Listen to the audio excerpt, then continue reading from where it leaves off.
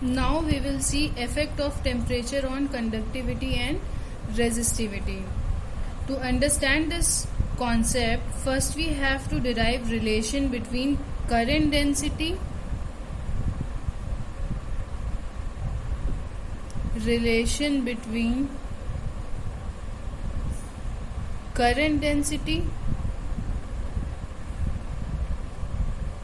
and relaxation time. So for this we will see what we know is J equals to NE VD. Previously आप लोग ने पढ़ा होगा last lecture में ही कि current density is equal to NE VD, drift velocity and current density में जब रिलेशन निकाला था. ठीक है. Now we also know that VD equals to A into T. Relaxation time, you can also mention it like T. Clear? So what is A? A is your acceleration, and so we can write it F upon m. F, that is your force equals to mass into acceleration, so we can write for acceleration equals to force upon mass, and here it is T. Now put this value of VD in equation first. So what we will get? We will get J equals to, or you can put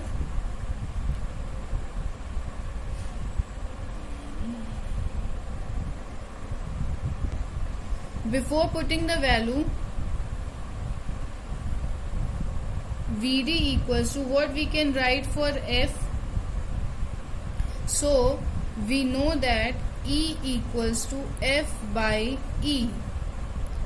F by Q, you know that E equals to F by Q, but here charge is your electron, so we can write it E equals to F by E. So for F it will be your E into electric field into electron charges. So we can write it like E small e upon m into T. Now put this value in equation first, so we will get NE, and for VD here you will write E small e T upon m.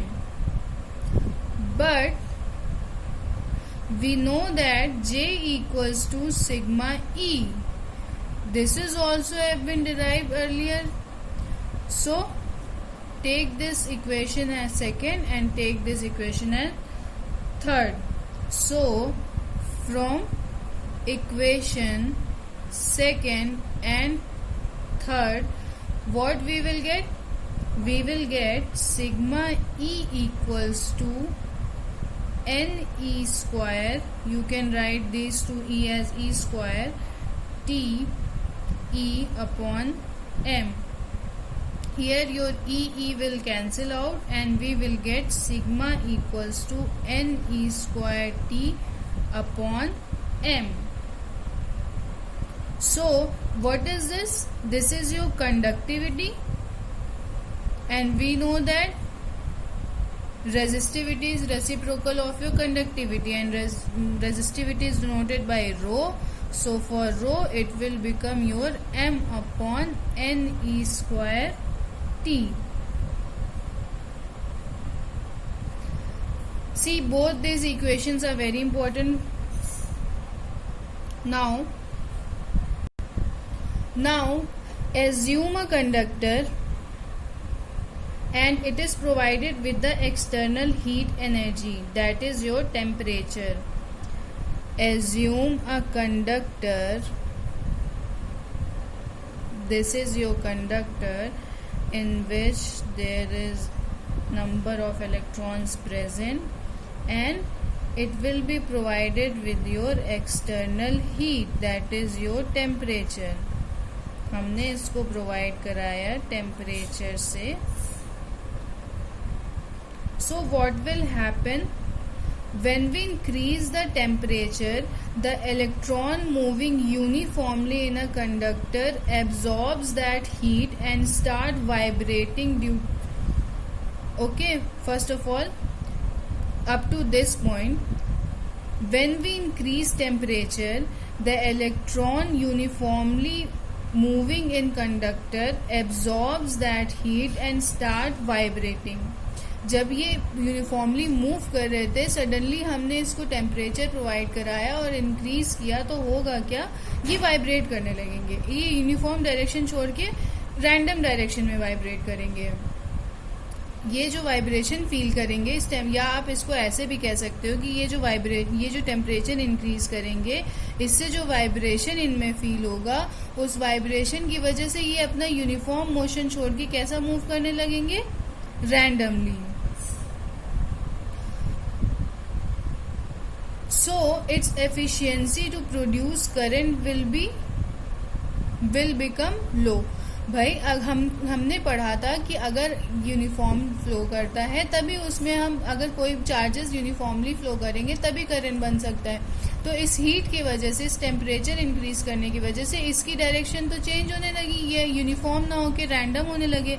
And if ये random होंगे तो इनमें current क्या हो जाएगा, इनमें जैसे ही हमने टेम्परेचर इंक्रीज किया, इनकी करंट प्रोड्यूस करने की एफिशिएंसी क्या हो जाएगी, लो हो जाएगी. क्लियर? सो अगर इनकी करंट की प्रोड्यूस करने की एफिशिएंसी लो हो रही है तो कंडक्टिविटी और रेजिस्टिविटी पे क्या असर पड़ेगा.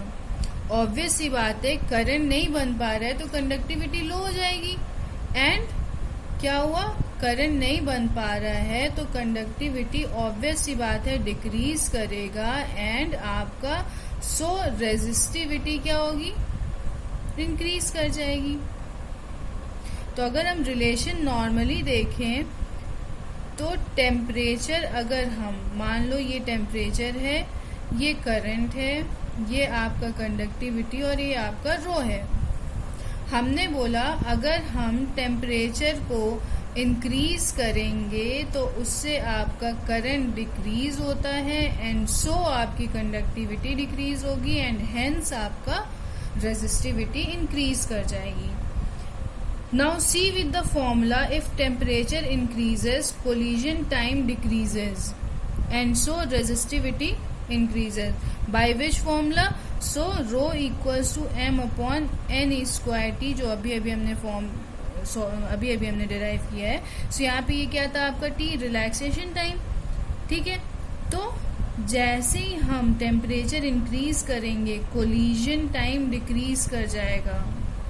सो रेजिस्टिविटी क्या हो जाएगी, इंक्रीज कर जाएगी. तो ये पूरा कॉन्सेप्ट है जहां से आपके बीच में से कहीं से भी कुछ भी क्वेश्चन पुट अप कर सकता है. सेमीकंडक्टर के लिए भी है बट नॉट सो इम्पोर्टेंट. अभी के लिए it's not important. Semiconductor chapter आएगा देन विल सी. तो अभी के लिए leave it. Now we will see temperature dependence equation of resistance as well as your resistivity. So for resistance, this equation is as like r theta equals to r theta naught in bracket 1 plus alpha theta minus theta naught. तो हम देखेंगे ये equation में है क्या क्या और क्या क्या मतलब है इन सब चीजों का. तो r थीटा आपका क्या है, it is your resistance at theta temperature. Like अगर हम बोले कि 20 डिग्री सेल्सियस पे आपका रेजिस्टेंस है 100 ओम, then it will be written as your R20 equals to 100. 20 degree Celsius पे अगर रेजिस्टेंस 100 है तो R थीटा लिखेंगे R20 equals to 100. Okay, what is R theta naught? R theta naught is your resistance at theta naught temperature. But what is theta naught? So theta naught is your reference temperature. या reference temperature आप numerical में या कहीं पे भी जो सबसे less temperature आपको मेंशन होगा वो आपका होगा reference temperature. And what is your alpha? Alpha is your temperature coefficient. So this is for your resistance and for resistivity it will be, and for resistivity it will be your rho theta equals to rho theta naught in bracket 1 plus alpha theta minus theta naught. Same terms here also. Rho theta आपका हो जाएगा resistivity at theta temperature, theta rho theta naught हो जाएगा resistivity at reference temperature and alpha will be your temperature coefficient. दिक्कत हो रही है कोई बात नहीं, हम एक क्वेश्चन सॉल्व करते हैं, उससे समझ में आ जाएगा है क्या एक्चुअल में ये. So see, platinum wire resistance at ice temperature is equal to 5 ohm. At vapor temperature your resistance is given 5.23 ohm, which is dipped in heat bath, then your resistance is 5.795 ohm. Calculate temperature of heat bath. अब देखो यहाँ given क्या क्या है और हमें निकालना क्या क्या है.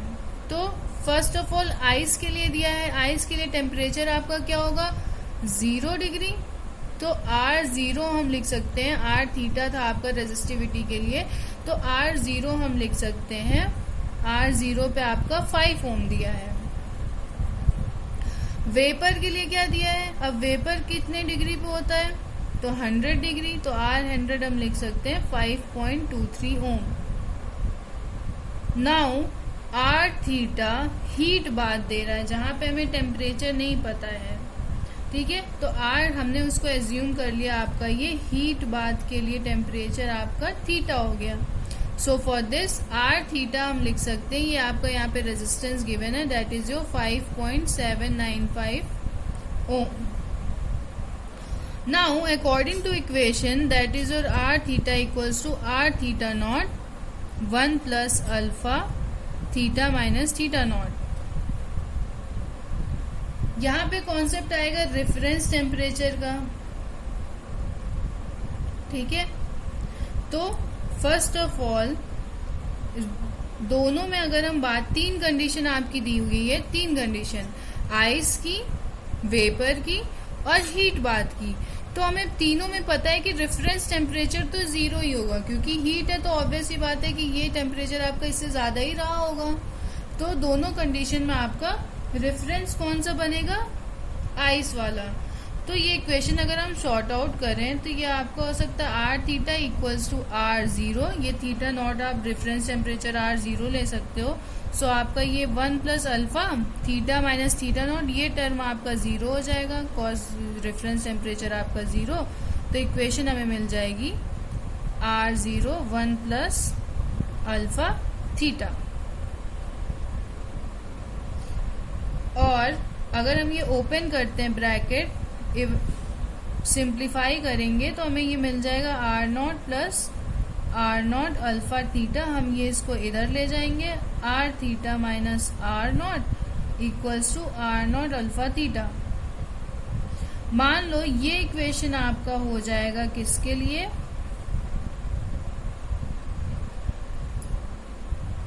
इसको एज्यूम कर लो equation first, when this is for your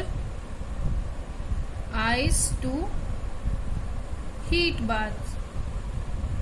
यहाँ पे 2 टर्म था, एक बार हमने उसको कन्वर्ट किया वेपर में और एक बार कन्वर्ट किया हीट बाथ देकर. तो हमने हीट बाथ के लिए इक्वेशन ये ले लिया. तो सिमिलरली अगर हम आइस टू वेपर के लिए लिखने जाएंगे तो आपका यही इक्वेशन किस में कन्वर्ट हो जाएगा, R100 for vapor R100 and reference temperature is your 0 and here it will be your R0 alpha and here for vapor it will become 100. Obviously R theta means इधर 100 है तो यहाँ पे 100 हो जाएगा. Assume it your as equation second. Now on dividing equation first by second, we will get R theta minus R0 upon R100 minus R0 equals R0 alpha theta and R0 alpha into 100. It will cancel out. We will get 100 R theta minus R0 R0 equals R100 minus R0 in bracket theta. Now solve it and you will get the value of theta that is needed in your question. So we will make the subject theta.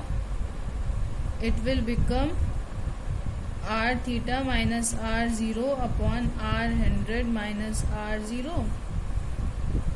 Now we will put the values. r theta क्या दिया था आपको, resistance theta temperature पे दिया था 5.795 minus for ice it is given your 5 ohm and for vapor it is given you 5.23. So after solving it we will get the value of theta equals, let me solve it for you. So we will get the value of theta equals 345.65 degrees Celsius. Now I hope you will be getting to how to solve it. Directly everything is given in your equation. Make the equation and solve it step by step.